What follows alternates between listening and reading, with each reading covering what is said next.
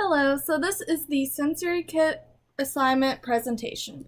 So for the thing that I put all my equipment in is this plastic tote. It zips up at the top and it can be wiped down easily with wipes or any sanitary things that you have. So for the first sense, we have the visual stimulation. And for activity 1, I have flashcards right here that you can use to identify the related cards to one another by their topic or picture. So for example, you have a hammer and you would match it with the nail. Any contradictions or precautions that can be used with this are that they may not know what some of the cards represent or what the images are indicating. So for example, they may see the hammer and the nail, but not really be able to associate them to one another. So you may have to figure out something easier for them to understand, maybe shapes or colors. But this is just an example of something that you can use. For the second activity,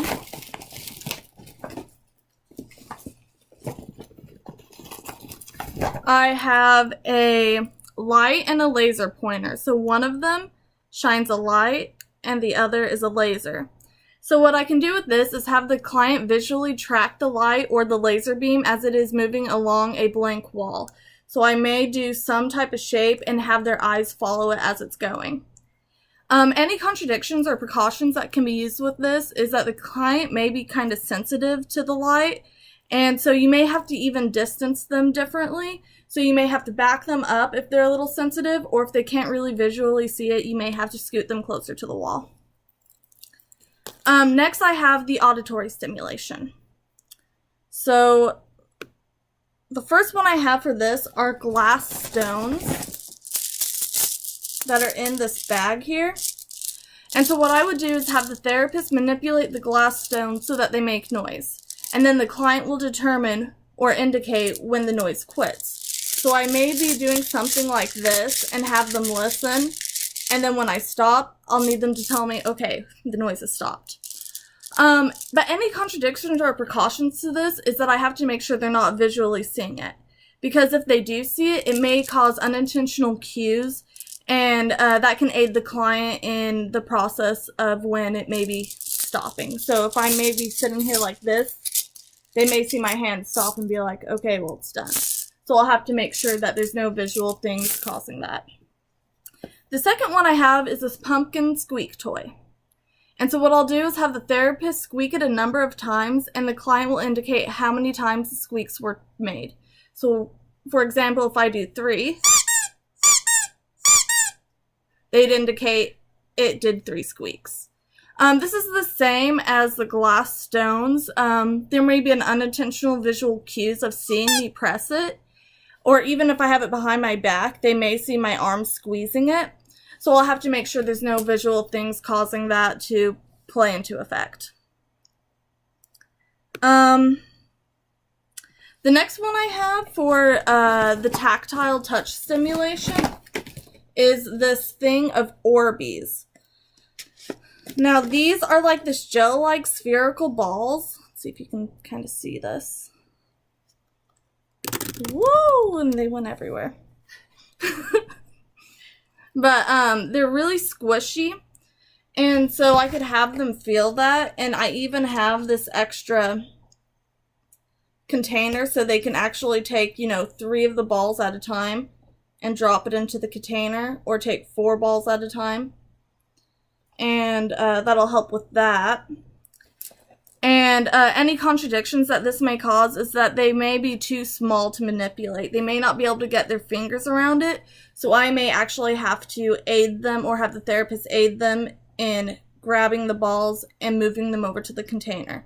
And if that is still a problem, they can at least put their hand in the container and feel around the balls. The next activity I have is sponges.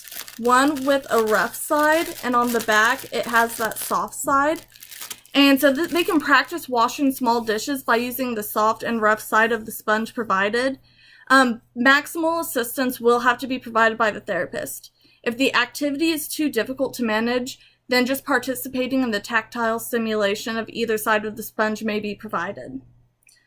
Any contradictions or precautions to this is that manipulating the dishes and grasping the sponge may be too challenging, and sensitivity to the sponge may be present, so you have to be aware of that and make sure that you are helping and aiding them in this activity. The next that I have for the senses is olfactory stimulation.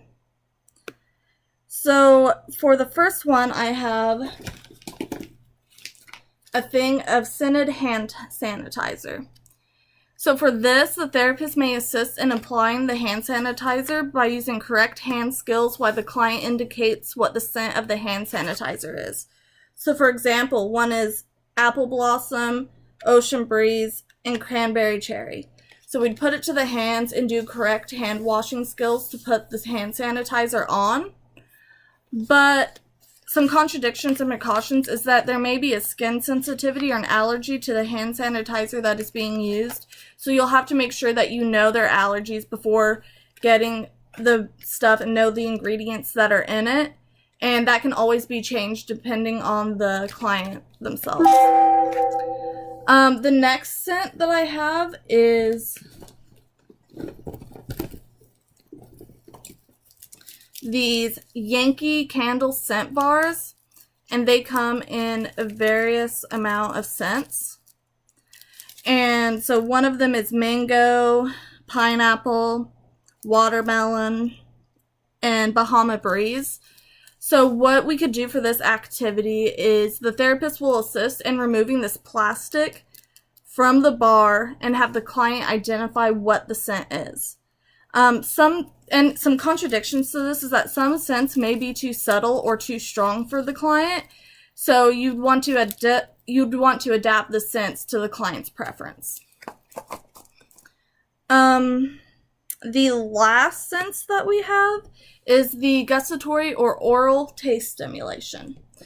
So for the first one that I have, it's more based on the actual oral stimulation and using the oral muscles. So what I got is a pack of bubbles, and what the client will do is they will attempt to use their oral muscles to blow bubbles from the wand that is held by the therapist. Some contradictions and precautions to this is that output of air may be limited by the patient. However, attempts in formulating the blowing motion can be beneficial for the patient. And then the last thing that I have is a pack of water flavoring. And the flavor I have here is just like a fruit punch flavor.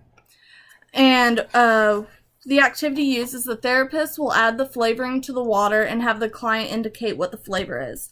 So although this is fruit punch, you can use any flavor based on their preference.